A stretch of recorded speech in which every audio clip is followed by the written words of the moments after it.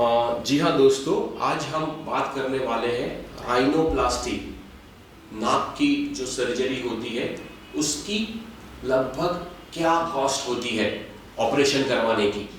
तो मैं कहना चाहूँगा कि दो तरीके की मेजरली नाक की सर्जरी को डिवाइड किया गया है। एक होता है फंक्शनल सर्जरी, किसी को सांस लेने में दिक्कत होती है या फिर नाक की थोड़ी हड्डी बढ़ जाती है या नाक के अंदर मसा होता है, पॉलिप होता है, ऐसी जो सर्जरी होती है उसे फंक्शनल राइनोप्लास्टी कहते हैं, कि जो नाक का फंक्शन इंप्रूव करने के लिए की जाती है। हम उसके बारे में बात नहीं करेंगे। हम किसके बारे में बात करेंगे? कॉस्मेटिक राइनोप्लास्टी के बारे में। कॉस्मेटिक राइनोप्लास्टी मतलब एज द नेम सजेस्ट, अच्छा दिखने के लिए जो नाक की सर्जरी करते हैं उसे कॉस्मेटिक राइनोप्लास्टी कहते हैं। हम उसके बारे में बात करेंगे। तो सबसे पहले ये समझना होगा कि मोस्ट कॉमनली कितने डिफरेंट टाइप के कॉस्मेटिक राइनोप्लास्टी सर्जरी होती है।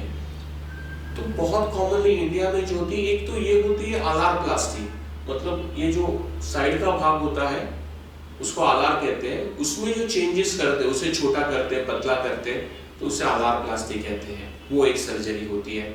दूसरी होती है सेप्टोराइनोप्लास्टी। सेप्टोराइनोप्लास्टी मतलब हमारे नाक के यहाँ पे दो होल्स दिखते हैं, हमें बीच में एक सेप्टम करके हड्डी होती है।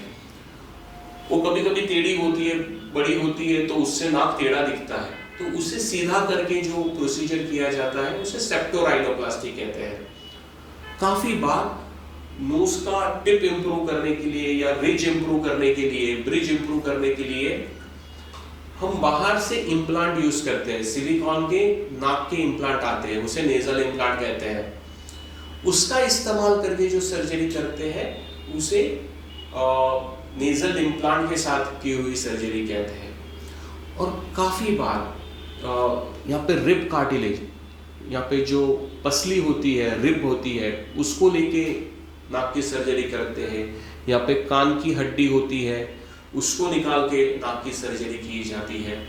तो इस तरीके से 4 डिफरेंट प्रकार की कॉस्मेटिक राइनोप्लास्टी होती है। ये चारों की कॉस्ट अलग अलग हो सकती है।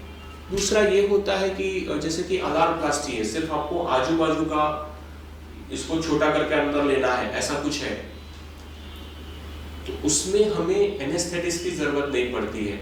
जो डॉक्टर बेहोशी की दवाई देते हैं, वो जो स्पेशलिस्ट डॉक्टर होते हैं जो सिर्फ पेशेंट को ऑपरेशन में बेहोश करने का काम करते हैं, उसकी जरूरत नहीं पड़ती है। इधर सिर्फ इंजेक्शन लेके इतना भाग सुन करके बिना पेन के साथ वो प्रोसीजर की जाती है, उसे आलार प्लास्टी कहते हैं। उस पे आपका कॉस्ट बहुत ही कम आता है, क्योंकि हॉस्पिटल स्टे भी बड़ा नहीं होता है, ऑपरेशन में भी ज़्यादा समय नहीं लगता है, दूसरे डॉक्टर्स का इन्वॉल्वमेंट भी कम होता है, सडेशन वगैरह मेडिसिन यूज़ की नहीं जाती है, पूरा बेहोश नहीं किया जाता है। तो उसकी आलार प्लास्टी की कॉस्ट जो होती है वो 30-35 हज़ार के पास होती है। सेकेंडली जो मैंने बताया था कि अगर किसी के ऐसा शेप टेढ़ा हो जाता है, स्ट्रेट नहीं दिखता है या दबा हुआ नाक दिखता है, उसे ऊपर उठाना होता है, तो जो सेप्टोराइनोप्लास्टी करते हैं उसमें एनेस्थेटिस्ट डॉक्टर इन्वॉल्व होते हैं। वो 2-3 घंटा आपको बेहोश रखते हैं। जब आप बेहोश होते हो तो वो आपकी सारे मेडिकल सिचुएशंस और कंडीशंस को मॉनिटर करते हैं। हॉस्पिटल में आपको रखा जाता है, ऑपरेशन थिएटर का 2-3 घंटे का चार्ज लगता है। तो जब हम सेप्टोराइनोप्लास्टी करते हैं नाक को सीधा करने के लिए, थोड़ा ऊंचा उठाने के लिए, तो उसमें कॉस्ट 60,000 to 75,000, 60,000 से 75,000 तक की कॉस्ट जा सकती है।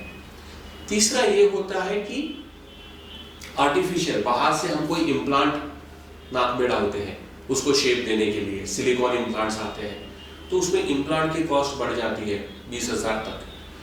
तो वो जो कॉस्ट होती है वो 80,000 से लाख तक चली जाती है। बाकी सब खर्चा सेम रहता है, वो इम्प्लांट का खर्चा एडिशन हो जाता है। और जो चौथी चीज होती है रिब कार्टिलेज, पसली की जो हड्डी होती है, छाती में से एक हड्डी निकालते हैं कि जो नाक की सर्जरी के लिए सबसे ज़्यादा सूटेबल होती है, अगर वो निकाल के किया जाता है या कान की कोई हड्डी निकाल के किया जाता है तो ऑलमोस्ट आपकी कॉस्ट होती है 1,20,000 से लेके 1,50,000 तक। जी हाँ, क्योंकि उसमें सर्जिकल टाइम, सर्जिकल इंटरवेंशन बढ़ जाता है। अब ये जो सारी कॉस्ट मैंने बताई है, ये सबके लिए सेम हो ऐसा ज़रूरी नहीं है। क्योंकि डॉक्टर का खुद का ओपिनियन और उसका एक्सपीरियंस के हिसाब से कॉस्ट प्लस माइनस हो सकती है। इससे ज़्यादा भी लोग चार्ज करते हैं, इससे कम भी लोग चार्ज करते हैं।